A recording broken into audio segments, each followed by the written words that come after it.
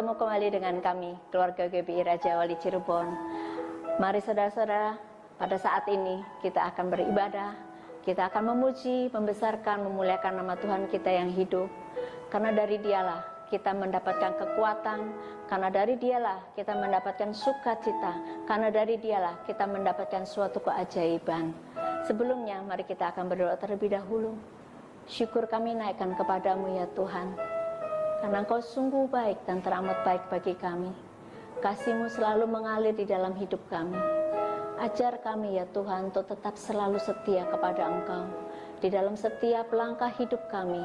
Ajar kami ya Tuhan untuk mengandalkan Engkau ya Bapa. Terima kasih Tuhan, terima kasih. Yesus, kami ingin memuji, membesarkan Engkau, karena kami tahu melalui puji-pujian kami, kuasa-Mu dahsyat, kuasa-Mu nyata di dalam hidup kami pribadi lepas pribadi. Terima kasih Tuhan. Haleluya. Amin. Puji Tuhan. Kita akan puji Dia. Kita akan bersorak memuji nama kita yang hidup. Tuhan adalah terangku. Apa yang kami pinta, apa yang kita inginkan, itu semua adalah berkat, kasih, dan rahmat Tuhan kita. Haleluya.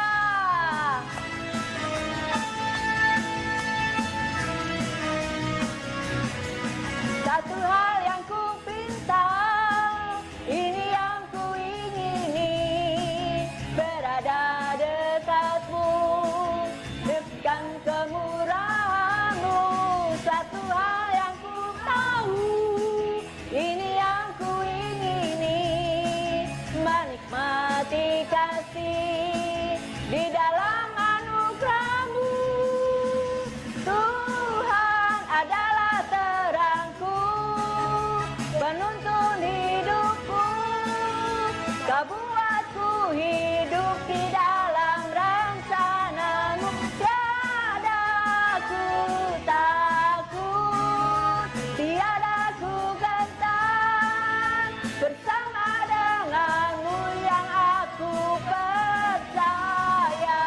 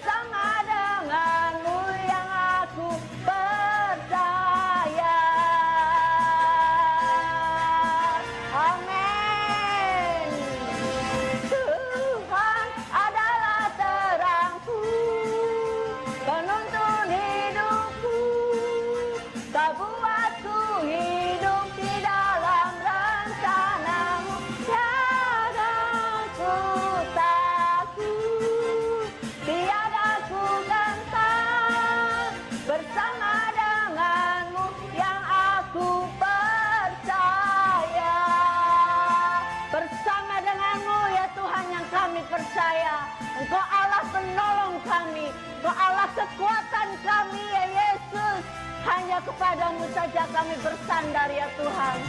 Hanya kepadamu saja kami berserah. Sebab kami tahu hidup kami adalah di dalam tangan kasih-Mu ya Tuhan. Amin Yesus. Haleluya. Kita akan puji Dia. Tuhan, Kau sempurna. Engkau besar di dalam hidup kami ya Yesus.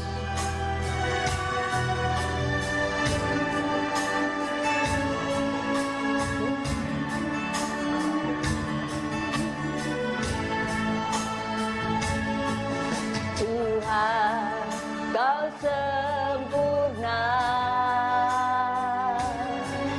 dalam rencana-Mu dan karya-Mu. Ku serahkan hidupku, murnikan dengan Roh-Mu. Tuhan, Kau sempurna.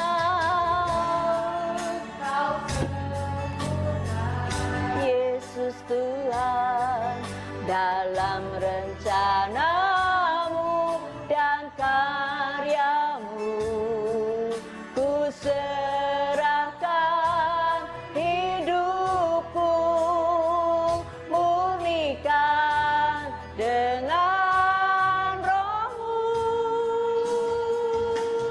Hidupku menggenapi firman-Mu, tanda mujizat.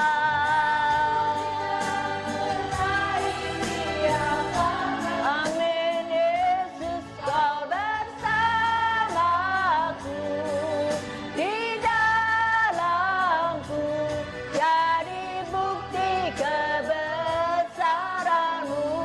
Hidupku Tuhan.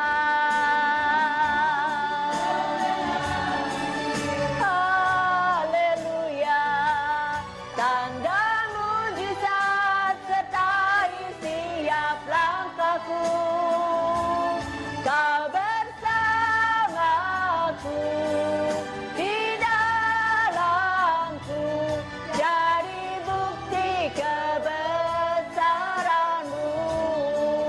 Serukan Tuhan, Kau sempurna ya Yesus. Tuhan, Kau sempurna dalam rencana-Mu dan karya-Mu. Dan karya-Mu, ku serahkan hidupku, murnikan dengan Roh-Mu. Tuhan, Kau sempurna. Yes Lord, amin Tuhan. Dan karya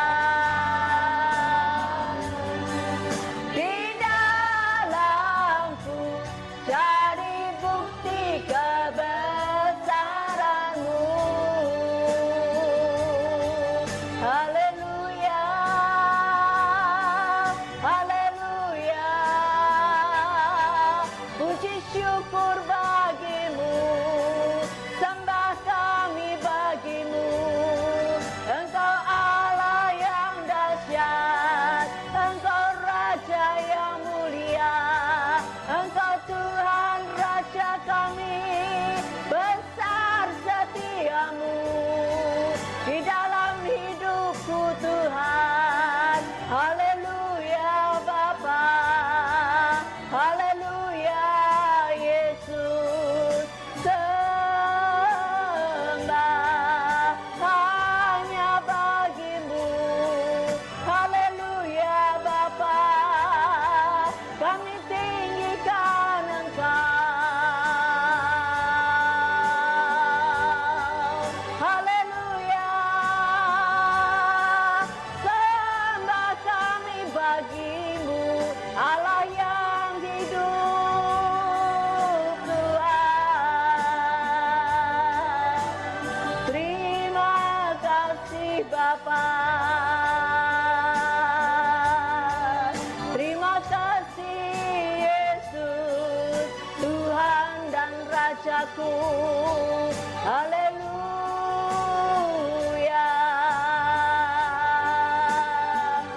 Kemudian marilah kita semua nyanyikan syukur bagi Dia. Hanya bagi Allah saja yang hidup, Tuhan kita dan penjunan hidup kita. Nyanyi dan bersoraklah bagi Dia, sembah Dia, tinggikan Dia. Haleluya, Yesus, gunung tunduk, laut bergelora, mendengar namamu. Ku bersuka atas perbuatanmu selamanya. Yes, amin. Tiada janji seperti yang ada padamu.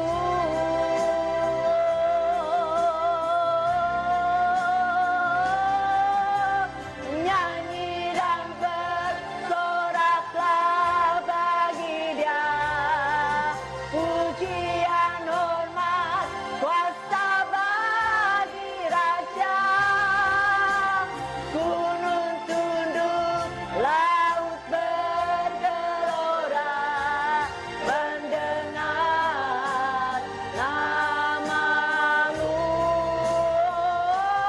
Ku bersuka, Yesus, kami bersuka karena Engkau Tuhanku, semuanya ku kasih Engkau Tuhan. Tiada janji seperti yang ada pada, tiada janji seperti yang ada pada, tiada janji seperti yang ada padamu.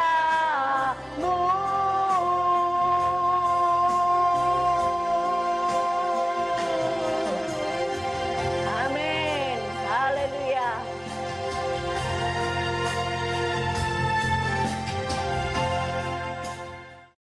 Shalom Bapak Ibu, kita kembali dalam ibadah kali ini dan masih dalam suasana kemerdekaan negara kita Indonesia yang ke-75. Terlebih dahulu saya sampaikan salam merdeka. Baik, sebelum kita memulai ibadah, mari kita mohon pimpinan Tuhan melalui doa. Tuhan Yesus, terima kasih buat anugerah-Mu, buat kebaikan-Mu bagi bangsa kami Indonesia, bahwa Engkau telah memberikan kemerdekaan yang ke-75 tahun. Biarlah kemerdekaan ini juga boleh kami rasakan dalam kehidupan kami sehari-hari sebagai orang percaya. Karena itu Tuhan, tolonglah hamba-Mu dalam penyampaian firman-Mu, supaya firman-Mu menjadi berkat bagi kami semuanya. Di dalam nama Tuhan Yesus Kristus, kami berdoa dan mengucap syukur. Amin. Karena masih dalam suasana kemerdekaan RI yang ke-75, saya mengambil satu tema, yaitu kemerdekaan sejati. Mari Bapak Ibu, saya mengajak Bapak Ibu membaca firman Tuhan di dalam Roma pasal yang ke-6 ayat yang ke-18. Roma pasal 6 ayat yang ke-18 bunyinya demikian. Kamu telah dimerdekakan dari dosa dan menjadi hamba kebenaran. Itu satu pernyataan yang luar biasa oleh Tuhan melalui hambanya Rasul Paulus kepada jemaat Roma. Bahwa jemaat Roma adalah jemaat yang telah dimerdekakan. Telah dimerdekakan dari apa? Dari dosa. Dan menjadi hamba kebenaran. Bapak Ibu, untuk memahami lebih lanjut kebenaran firman Tuhan ini, mari kita membuka firman Tuhan di dalam Yohanes pasal 4. Ada beberapa ayat yang hendak saya sampaikan. Saya membaca mulai ayat 4 dan beberapa ayat selanjutnya akan saya bacakan. Silakan Bapak Ibu menyimaknya. Ayat 4 mulai. Yohanes pasal 4 ayat 4. Ia harus melintasi daerah Samaria. Maka sampailah ia ke sebuah kota di Samaria yang bernama Sikar, dekat tanah yang diberikan Yakub dahulu kepada anaknya Yusuf. Di situ terdapat sumur Yakub. Yesus sangat letih oleh perjalanan. Karena itu ia duduk di pinggir sumur itu. Hari kira-kira pukul 12. Maka datanglah seorang perempuan Samaria hendak menimba air. Kata Yesus kepadanya, berilah aku minum. Sebab murid-muridnya telah pergi ke kota membeli makanan, maka kata perempuan Samaria itu kepadanya, masakan engkau seorang Yahudi minta minum kepadaku seorang Samaria? Sebab orang Yahudi tidak bergaul dengan orang Samaria. Sampai di sini dulu pembacaan kita. Ini satu kisah pelayanan Yesus, Tuhan Yesus sampai di daerah Samaria dan sampai di kota Sikar. Perjalanannya sangat melelahkan dan Tuhan Yesus perlu beristirahat. Dan Tuhan mengambil tempat untuk istirahat itu di pinggir sumur. Sementara Tuhan Yesus istirahat, datanglah seorang perempuan Samaria. Bagi perempuan Samaria, melihat sosok Yesus ada di daerah sekitarnya, menjadi satu hal yang mengagetkan. Terlebih lagi, bahwa Tuhan Yesus itu berada di tempat yang ia mau tuju. Mau nggak mau, dia akan bersinggungan. Dia akan berdekatan dengan Tuhan Yesus. Tetapi perempuan ini tetap melangkahkan kakinya dan mendekat ke sumur dan mengambil air. Lalu terjadilah percakapan antara Tuhan Yesus dengan perempuan Samaria ini. Dimulai dengan perkataan Tuhan Yesus demikian, berilah aku minum. Tuhan Yesus memulai percakapannya dengan meminta air kepada perempuan Samaria. Dan apa reaksi dari perempuan Samaria? Perempuan Samaria ini menjawab, masakan engkau seorang Yahudi minta minum kepadaku seorang Samaria? Sebab orang Yahudi tidak bergaul dengan orang Samaria. Bapak Ibu, melalui kebenaran firman Tuhan ini, saya mengambil satu tema, yaitu kemerdekaan sejati. Kemerdekaan sejati. Kalau kita katakan kemerdekaan sejati, ada kemerdekaan yang tidak sejati, yang berpura-pura merdeka. Tapi kita bersyukur tadi bahwa firman Tuhan katakan dengan jelas, satu pernyataan disampaikan oleh Rasul Paulus kepada jemaat Roma dan kepada kita semua saat ini. Kamu telah dimerdekakan dari dosa dan menjadi hamba kebenaran. Nah, dari sini kita mengawali apa yang terjadi antara Tuhan Yesus dengan perempuan Samaria ini. Yang pertama, kita akan melihat hidup lama. Hidup lama seseorang itu tercermin di dalam kehidupan perempuan Samaria ini. Perempuan Samaria ini mewakili kebanyakan orang, termasuk mewakili kita semua pada masa lalu. Bagaimanakah hidup lama seorang perempuan Samaria ini? Hidup lama perempuan Samaria ini adalah hidup di dalam perbudakan dosa. Hidup di dalam perbudakan dosa. Dan perbudakan dosa itu nampak ketika dia dari jarak jauh sudah melihat Yesus. Dia sudah tidak nyaman dengan Yesus. Tetapi karena mau nggak mau atau terpaksa dia harus datang ke sumur itu untuk mengambil air. Mau nggak mau dia akan bertemu dengan Yesus. Dan benarlah Tuhan Yesus menyapanya. Berilah aku minum. Jadi apa yang nampak bahwa perempuan Samaria ini adalah hidup dalam perbudakan dosa? Yang pertama kita bisa tahu bahwa orang yang hidup dalam perbudakan dosa itu adalah hidup di dalam permusuhan. Sikapnya bermusuhan. Walaupun di situ ada orang yang seharusnya bisa bertegur sapa, akrab, kalau toh belum kenal, saling berkenalan. Lama-lama dari perkenalan bisa membentuk satu hubungan, membangun satu hubungan yang baik. Dari satu orang bisa berkembang menjadi banyak orang. Tetapi orang Samaria ini sudah menjaga jarak dengan Yesus. Karena dia tahu Yesus adalah orang Yahudi, dirinya adalah orang Samaria. Antara orang Yahudi dan orang Samaria tidak saling bergaul. Dengan kata lain, orang Yahudi dan orang Samaria itu bermusuhan. Mereka tidak saling tegur sapa, mereka tidak saling berdekatan, mereka tidak mau saling berbicara, berhubungan baik satu dengan yang lainnya. Bapak Ibu,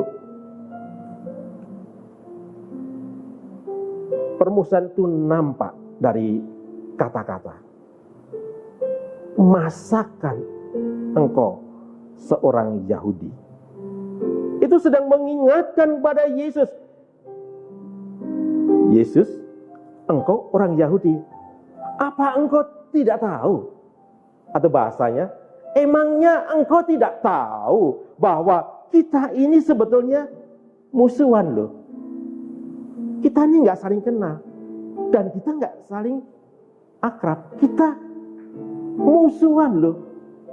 Nah, Bapak Ibu, itu sikap yang ditunjukkan oleh perempuan Samaria. Dengan berkata, masakan engkau seorang Yahudi? Jadi, otomatis seorang yang ada dalam kondisi permusuhan, kalau salah satunya meminta sesuatu, maka reaksinya muncul adalah penolakan. Dan perempuan Samaria itu tidak mau memberikan apa yang dibutuhkan Yesus. Padahal Tuhan Yesus dalam kondisi letih, Tuhan Yesus sungguh-sungguh membutuhkan air. Tetapi karena sikap permusuhannya, perempuan ini menolak. Bapak Ibu, sesungguhnya inilah kenyataan hidup di dunia ini. Manusia, kita semua telah berbuat dosa. Dan dosa itu adalah pemberontakan kepada Allah. Pemberontakan kepada Allah itu mengakibatkan keterpisahan antara manusia dengan Allah. Antara manusia dengan Allah itu ada satu jurang pemisah yang begitu dalam, begitu jauh, tidak terjembatani. Sehingga manusia yang berdosa tidak bisa menghampiri Allah yang maha suci. Manusia yang berdosa tidak bisa berdekatan dengan Allah yang suci. Karena Allah yang suci akan menolak segala sesuatu yang berdosa.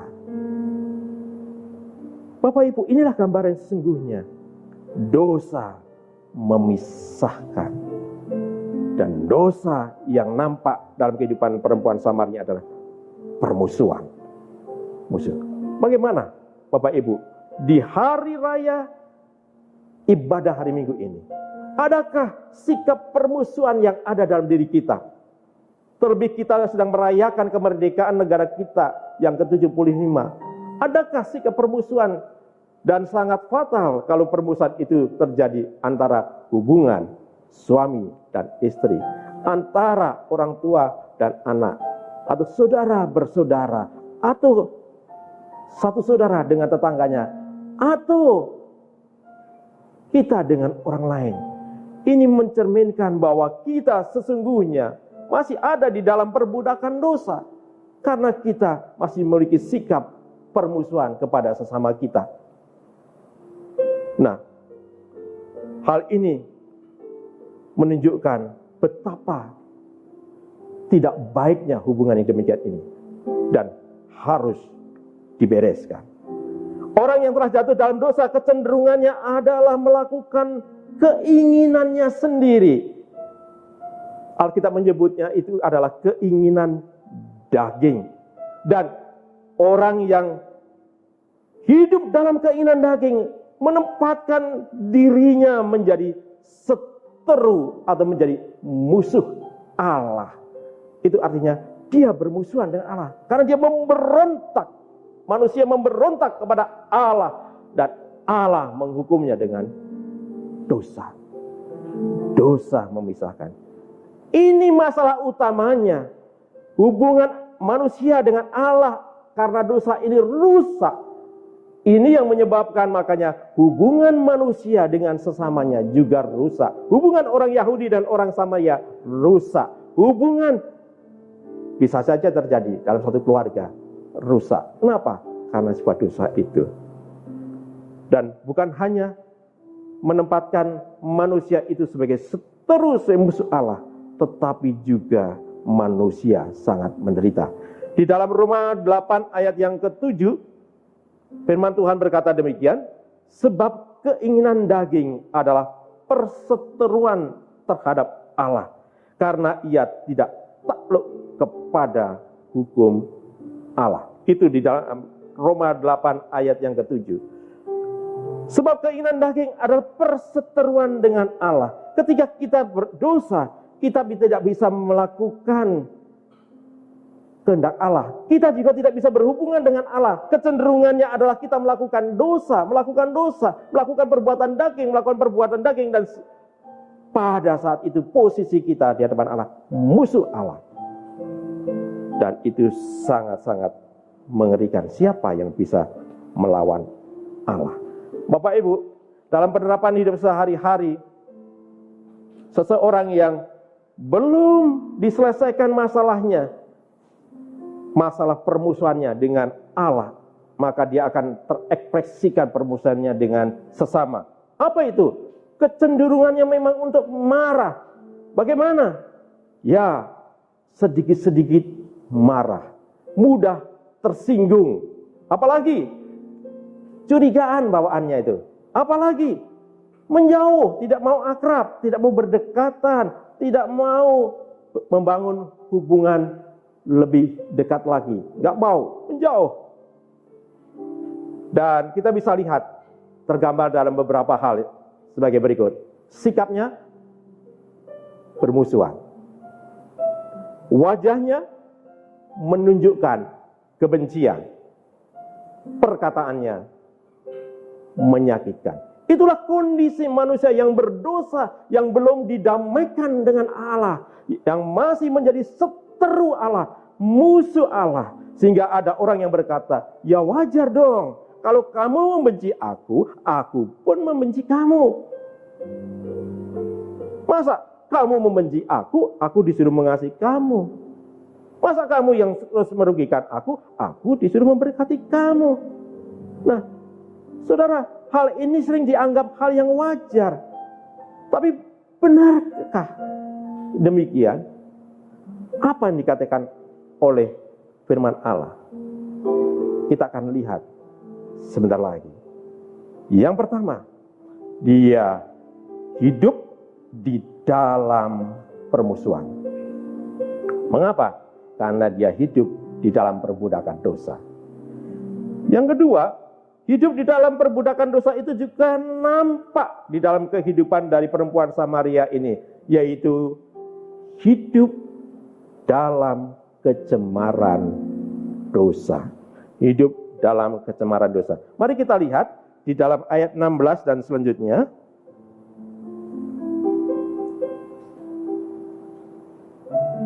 Kata Yesus kepadanya, "Pergilah, panggillah suamimu dan datang ke sini." Percakapan berlanjut, lalu Tuhan Yesus meminta perempuan itu untuk memanggil suaminya. Ketika Tuhan Yesus berkata demikian, inilah respon dari perempuan itu, "Aku tidak mempunyai suami." Ya. Kata Yesus kepadanya, "Tepat katamu bahwa engkau tidak mempunyai suami, sebab engkau sudah mempunyai 5 suami, dan yang ada sekarang padamu bukanlah suamimu. Dalam hal ini engkau berkata benar." Nah, Bapak Ibu, percakapan berlanjut, lalu Tuhan Yesus meminta suaminya untuk datang, dan perempuan itu berdalih, dia nggak punya suami. Dan di dalam kemahatauan Tuhan Yesus berkata, "Emang engkau sudah mempunyai 5 suami, dan sekarang laki-laki yang ke-6 ini bukan suaminya." Itu menggambarkan bahwa dalam kehidupan perempuan Samaria ini terjadi satu kehidupan yang penuh kecemaran dosa. Kenapa? Karena dia hidup dengan laki-laki yang bukan suaminya. Apa itu namanya? Perselingkuhan. Apa itu namanya? Perzinahan. Inilah kecemaran. Kecemaran yang nyata di dalam kehidupan perempuan Samaria ini. Sikapnya kepada sesama, kepada tetangganya orang Yahudi, yaitu sikap bermusuhan. Dan sekarang ternyata perilaku hidupnya, hidup dalam kecemaran dosa.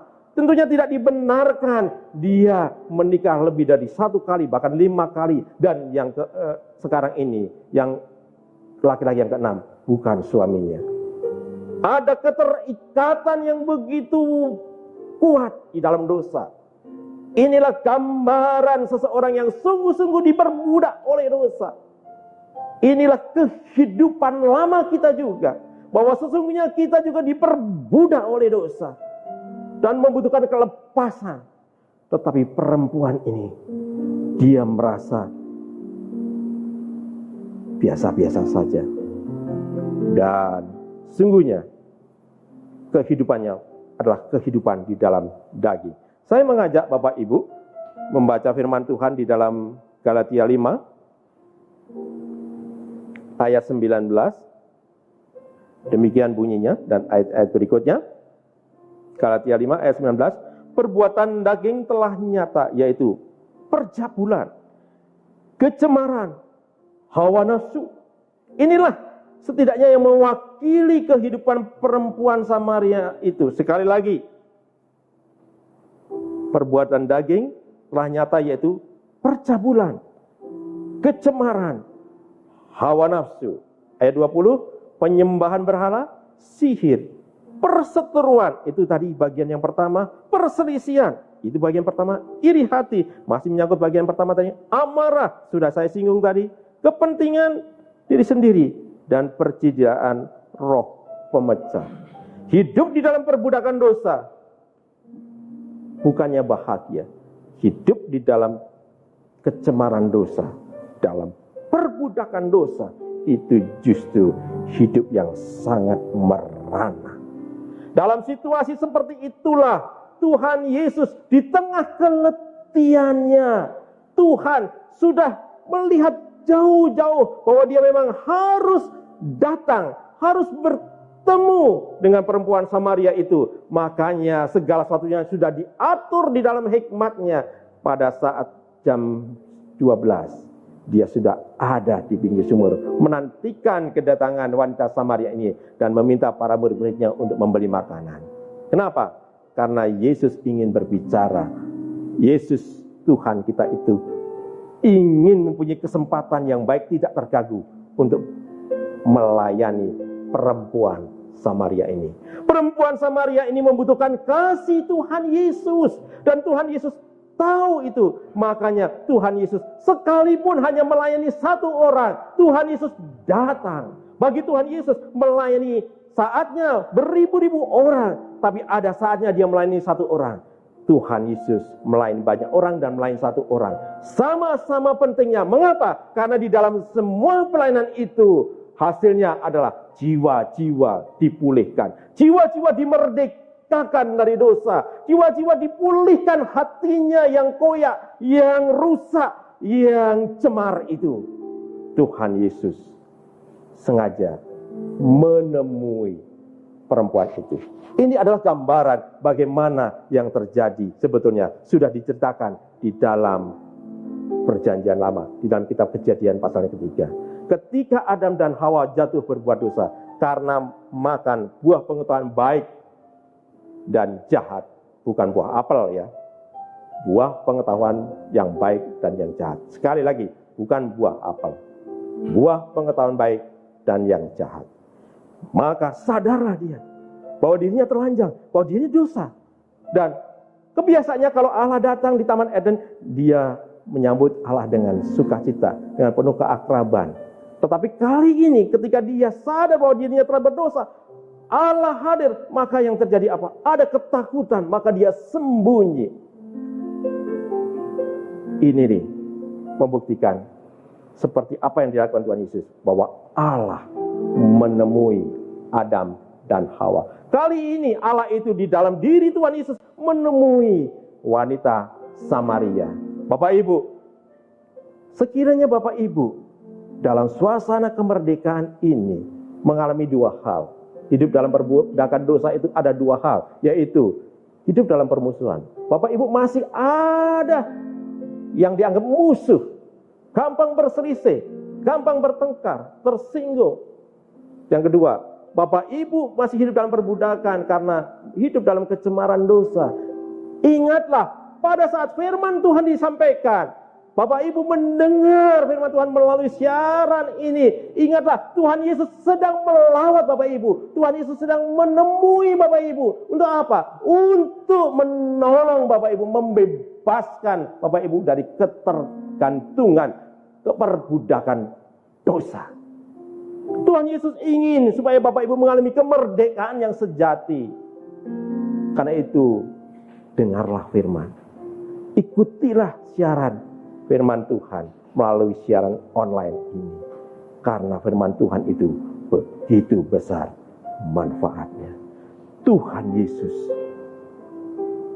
luar biasa mengasihinya. Tuhan Yesus menolong. Itulah keinginan Tuhan Yesus. Mengapa? Karena sesungguhnya seorang yang berbuat dosa adalah hamba dosa. Sebagaimana tertulis di dalam Yohanes pasal 8 ayat 34. Firman Tuhan berkata, kata Yesus kepada mereka, aku berkata kepadamu, sesungguhnya setiap orang yang berbuat dosa adalah hamba dosa. Apakah kita akan terus-menerus menjadi hamba dosa? Tentu jawabannya adalah tidak. Pertanyaannya, bagaimana kita bisa bebas dari dosa, supaya kita bisa merdeka, supaya kita bisa mengalami kemerdekaan yang sejati? Inilah jawabannya. Yang kedua, sekarang kita akan masuk pada hidup baru. Kalau yang pertama tadi hidup lama, hidup dalam perbudakan dosa, yang nampak dari sikap permusuhan dan hidup dalam kecemaran dosa. Yang kedua, hidup baru, hidup dalam kemerdekaan Kristus. Apa rahasianya? Rahasianya adalah cuma satu, bertemu dengan Tuhan Yesus. Atau lebih tepatnya tadi saya katakan, Tuhan Yesus itu menemui perempuan itu. Atau bisa dikatakan ditemui oleh Tuhan Yesus. Bapak Ibu, Tuhan Yesus itu penuh kasih. Tuhan Yesus tidak akan membiarkan setiap manusia, kita juga dibiarkan terus-menerus hidup dalam gelimang dosa. Tuhan Yesus ingin menolong kita. Tuhan Yesus ingin membereskan kita. Karena itulah Allah berinisiatif. Seperti di dalam Kejadian pasal 3. Allah itu datang menemui Adam dan Hawa. Seperti dalam pembacaan Yohanes pasal 4 ini. Tuhan Yesus datang kepada perempuan Samaria. Demikian juga kepada kita semua Tuhan Yesus menemui kita. Karena sesungguhnya keselamatan itu adalah anugerah. Bukan amal soleh. Bukan usaha manusia.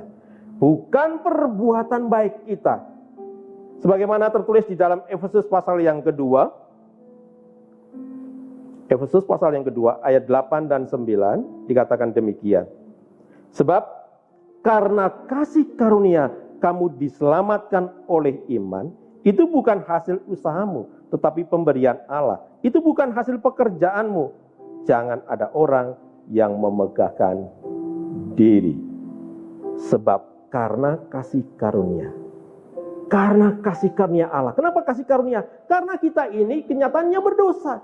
Hidup dalam permusuhan dan hidup dalam kecemaran. Kita tidak layak untuk diterima oleh Allah. Justru itulah Allah berinisiatif. Allah melihat kita tidak layak, tetapi Allah tetap memberikan keselamatannya pada kita. Itulah kasih karunia. Yang seharusnya kita ini hanya layak dibinasakan, tetapi Allah mengasihi kita. Itulah kasih karunia. Terimalah kasih karunia Allah ini. Rasakanlah, alami sungguh-sungguh kasih karunia Allah ini. Bahwa Tuhan Yesus memang ingin menyelamatkan setiap kita. Supaya tidak hidup dalam perbudakan dosa, tapi hidup dalam kemerdekaan Kristus. Bertemulah dengan Tuhan. Bertemulah pada Tuhan. Datanglah pada Tuhan. Kalau ada beban yang mendidih, dosa-dosa yang mengikat, datanglah pada Tuhan Yesus. Datanglah pada Tuhan Yesus. Mengapa? Karena satu-satunya pribadi yang sanggup memerdekakan seseorang, setiap orang dari kecemaran dosa, dari perbudakan dosa, hanya pribadi Tuhan Yesus. Contohnya, mari kita membuka Galatia 5 ayat 1. Di dalam Galatia 5 ayat 1, Tuhan Yesus berkata demikian melalui firman-Nya, supaya kita sungguh-sungguh merdeka. Kristus telah memerdekakan kita. Karena itu berdirilah teguh dan jangan mau lagi dikenakan perhambaan. Saya bacakan sekali lagi. Supaya kita sungguh-sungguh merdeka. Kristus telah memerdekakan kita. Ingat, Kristus telah memerdekakan kita. Itu biarlah tertanam dalam hati kita. Saya sebetulnya sudah percaya kepada Tuhan Yesus Kristus. Dan saya sekarang mengalami hidup dalam kemerdekaan Kristus. Tidak ada lagi yang mengikat dosa-dosa apapun juga. Nah, Bapak Ibu, apalagi di dalam Yohanes 8 ayat 36, ini satu penegasan bahwa memang yang sanggup melepaskan kita dari perbudakan dosa hanyalah Tuhan Yesus. Yohanes 8 ayat yang ke-36, demikian firman Tuhan. Jadi apabila anak itu memerdekakan kamu, kamu pun benar-benar merdeka.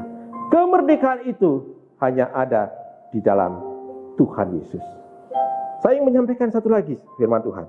Di dalam Roma 8 ayat yang kedua, Roma 8 ayat yang kedua, siapa lagi yang memerdekakan kita?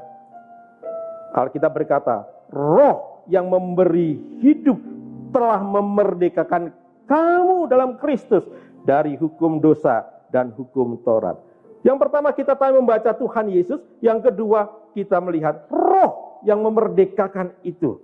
Roh Allah, Roh Kudus, Roh Yesus itu yang memerdekakan kita. Maka Tuhan Yesus merindukan kita semuanya sungguh-sungguh memiliki kemerdekaan yang sesungguhnya.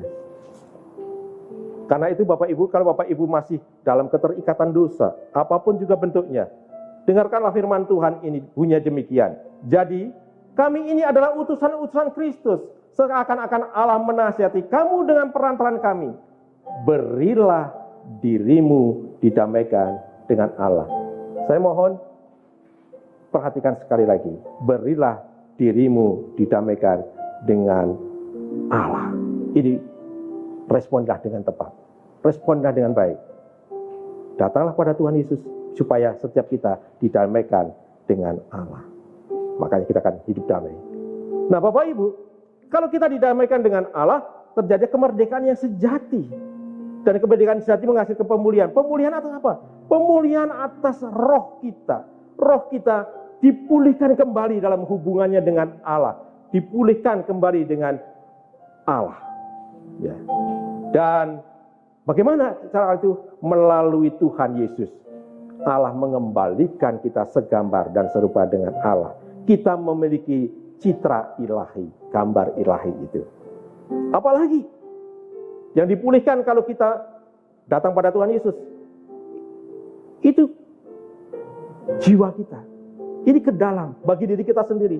Jiwa kita adalah menjadi jiwa yang puas, jiwa yang tenang, jiwa yang lega, jiwa yang dipenuhi dengan damai sejahtera, karena sudah menemukan air kehidupan. Seperti perempuan tadi berkata, aku tahu engkaulah air kehidupan. Dan sekaligus juga perempuan tadi menemukan terang kehidupan. Bapak Ibu, inilah yang terjadi. Orang yang hidup dalam kegelapan pada akhirnya menemukan air kehidupan dan juga terang kehidupan. Ya. Kenapa? Karena ia bertemu dengan Yesus. Tuhan, berikanlah aku air itu supaya aku tidak haus dan tidak usah datang lagi ke sini untuk menimba air. Dia mulai sadar ada satu kebutuhan yang besar dalam dirinya, yaitu dia perlu air kehidupan. Bapak Ibu, ia sadar bahwa pertemuannya dengan Tuhan Yesus yang awalnya tidak menyenangkan itu ternyata justru memenuhi kebutuhannya. Justru hidupnya yang tertindih dosa diubahkan menjadi hidup yang lega, hidup yang merdeka. Tuhan Yesus berkata, marilah datang kepadaku yang letih lesu berbeban berat, aku akan memberikan kelegaan kepadamu. Dan pemulihan terjadi, roh, jiwa, dan apa lagi? Tentunya terjadi tubuh jasmaninya, terjadi pemulihan. Kalau dia hidup dalam kemerdekaan, dalam sukacita, bukan dalam tekanan, tubuhnya akan menjadi sehat. Tubuhnya akan menjadi kuat. Apalagi yang terjadi pemulihan? Nampak, karena tadinya bermusuhan, maka sekarang adalah ekspresi keluar, yaitu dalam hubungan sosialnya dengan sesama, maka dipulihkan, bukan dalam permusuhan, tetapi dalam kasih. Apakah ini nyata? Betul. Apa? Yang kedua selanjutnya, bahwa perempuan itu setelah mengalami kemerdekaan yang sejati di dalam Tuhan Yesus, tidak berhenti sampai di situ. Hidupnya menghasilkan buah. Hidupnya menghasilkan buah. Apa? Dia bersaksi kepada saudara-saudaranya, kepada keluarganya. Dan pada saat ini, dia diterima bukan sebagai perempuan berdosa, tapi seorang perempuan yang diubahkan kehidupannya karena perjumpaannya dengan Yesus. Dan perempuan itu justru menyebabkan, karena kesaksian perempuan itu menyebabkan orang berbondong-bondong pada Yesus. Dan pada akhirnya menjadi saksi Yesus. Dia, perempuan itu menjadi saksi Yesus, membawa begitu banyak orang percaya kepada Yesus. Yang dia tadinya hamba dosa, sekarang dia menjadi hamba kebenaran. Yang tadinya hidupnya ancur-ancuran, hidupnya dipulihkan.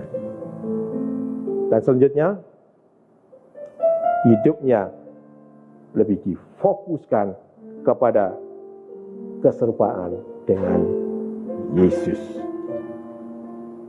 Apa yang terjadi? Tuhan Yesus berkata demikian. Tetapi sekarang setelah kamu dimerdekakan dari dosa, dan setelah kamu menjadi hamba Allah, kamu beroleh buah yang membawa kamu kepada, saya ulang, tetapi sekarang setelah kamu dimerdekakan dari dosa, dan setelah kamu menjadi hamba Allah, kamu beroleh buah yang membawa kamu kepada pengudusan, dan sebagai kesudahannya ialah hidup yang kekal. Inilah yang terjadi. Hidupnya membawa kepada pengudusan, fokusnya kepada keserupaan dengan Yesus, tidak lagi pada kehidupan daging. Ada satu kisah pendek saya ceritakan. John Newton, seorang anak kepala kapal yang membawa budak-budak, dan dia juga akhirnya menjadi nakoda kapal, memimpin kapal membawa budak. Hidupnya kacau, pesta pura, dan rusak-rusakan. Suatu saat dalam perjalanan pelayanannya, dia mengalami badai yang luar biasa, dan dia pikir ini saatnya dia mati. Maka dia berseru pada Tuhan, dan dia ingat akan nasihat-nasihat ibunya tentang firman Allah. Dan dia sadar, dia membutuhkan Yesus. Dan terjadilah pertobatan dari John Newton itu. Maka lahir satu pujian, Amazing Grace. Amazing Grace, pertemuan dengan Yesus pada saat di kapal itu menyelamatkan dia. Sebagaimana perempuan ini, pertemuan dengan Yesus menyelamatkan dia. Saat ini juga pertemuan Bapak Ibu melalui firman Tuhan dengan Tuhan Yesus saat ini menyelamatkan Bapak Ibu. Berilah kesempatan Tuhan Yesus memulihkan Bapak Ibu. Tidak lagi hidup dalam perbudakan dosa, tapi hidup di dalam kemerdekaan Yesus. Mari Bapak Ibu, kita responi firman Tuhan ini dengan satu pujian, bukan dengan barang fana.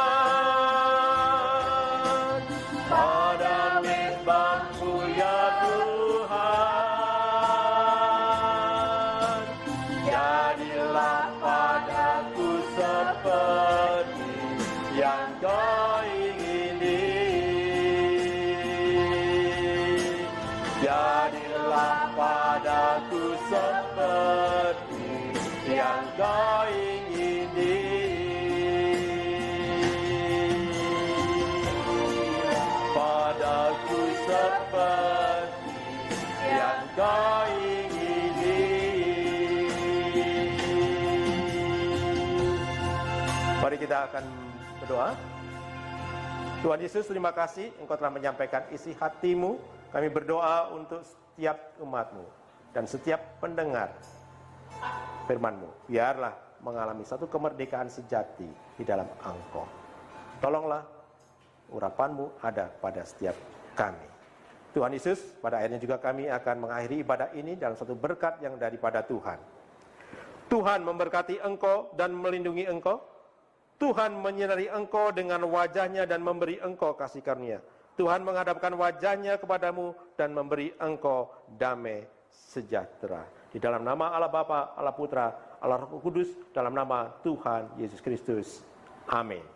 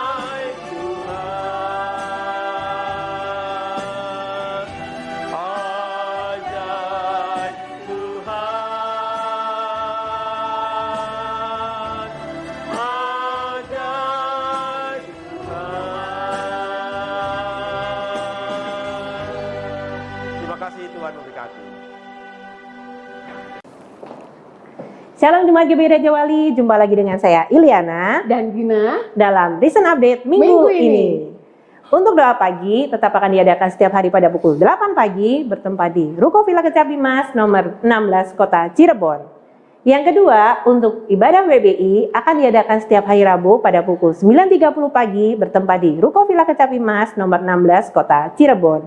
Dan yang ketiga, bagi semua remaja, yuk gabung dalam ibadah remaja yang akan diadakan setiap hari Sabtu pada pukul 17.30 bertempat di Ruko Villa Kecapi Mas nomor 16 Kota Cirebon. Untuk ibadah umum yang tanggal 6 September 2020 akan diinfokan ke grup WA ya. Jadi jangan lupa untuk menyimak grup WA yang sudah ada. Nah, kemudian untuk ibadah Komsel dewasa muda, yuk mari teman-teman yang dewasa muda kita gabung setiap hari Minggu sore jam 6 di sekretariat ini. Mari kita semuanya kumpul bersama beribadah untuk para pemuda GBI Raja Wali ya. Dan untuk persembahan kita bisa transfer ke rekening yang ada di bawah ini atau bisa memasukkan ke kotak yang ada di sekretariat. Mari semuanya kita bergabung dalam GBI Raja Wali dan dalam lindungan Tuhan selamanya. Demikian Listen Update minggu ini bersama dengan saya Iliana Dan saya Gina. Kami mohon undur diri, sampai jumpa di Listen Update selanjutnya. Tuhan Yesus memberkati. Dadah.